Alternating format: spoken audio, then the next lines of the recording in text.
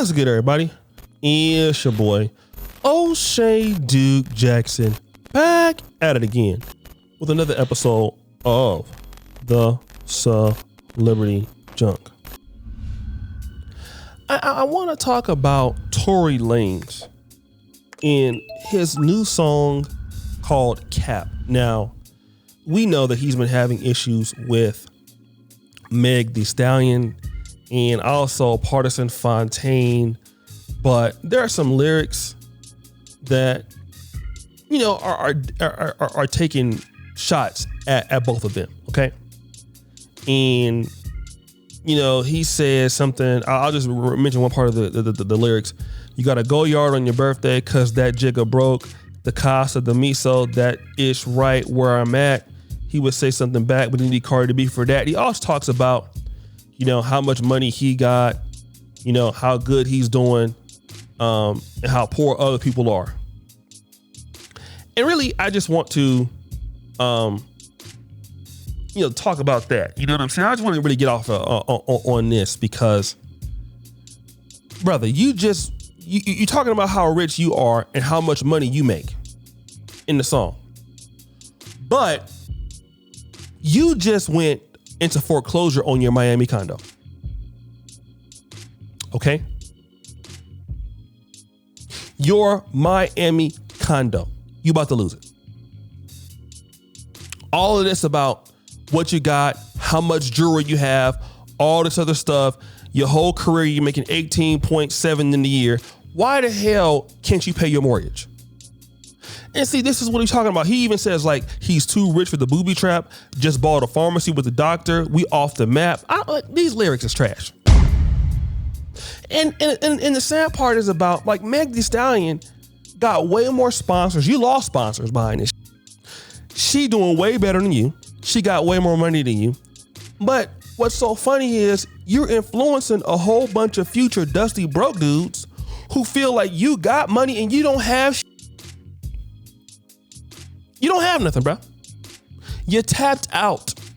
You're losing properties. You don't even have nothing liquid. And you out here taking these little shots and being hella immature.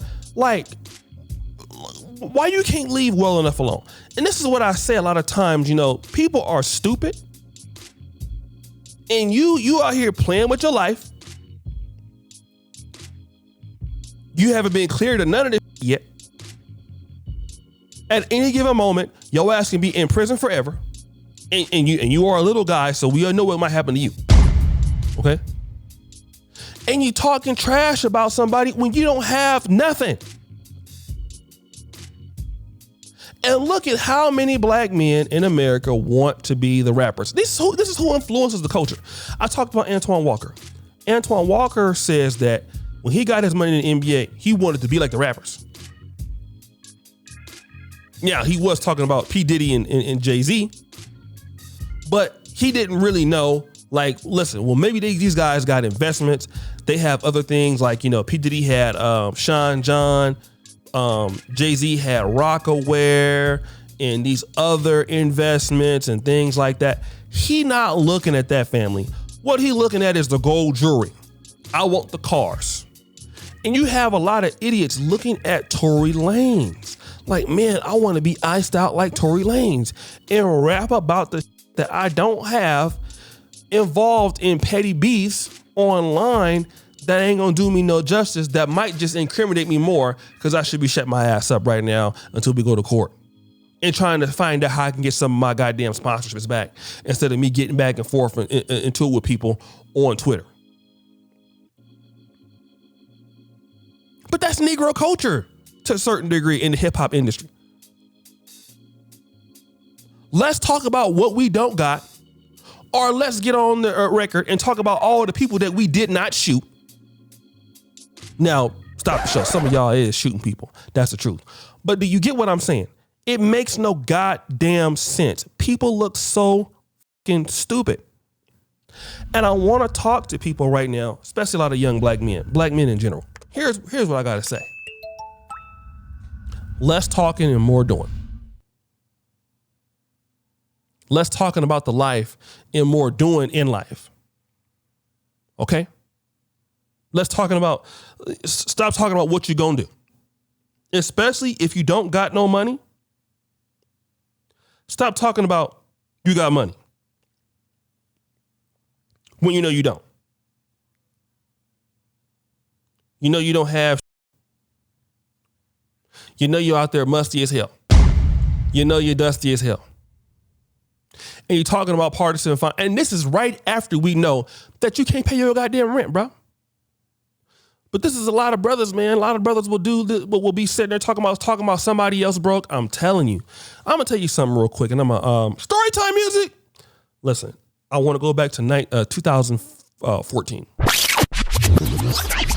I was living at home. My parents had divorced by then. I was still living with my mom at the time.